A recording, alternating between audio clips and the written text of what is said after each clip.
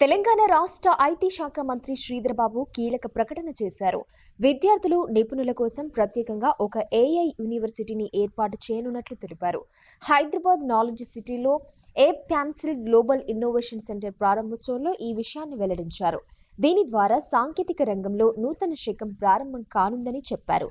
తెలంగాణలో ఏఐ సాంకేతికతకు ప్రాధాన్యత ఇస్తూ విద్యార్థులు, నిపుణుల కోసం ఒక ప్రత్యేక ఏఐ యూనివర్సిటీని ఏర్పాటు చేయనున్నట్లు రాష్ట్ర మంత్రి తెలిపారు.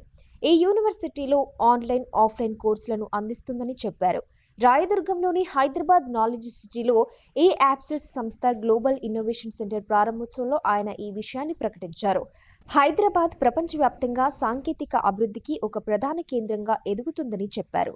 గతంలో నగరంలో కేవలం 3 యూనికార్న్ కంపెనీలు ఉండేవని, ఇప్పుడు ఆ సంఖ్య 30 నుంచి 40కి పెరిగిందని చెప్పారు.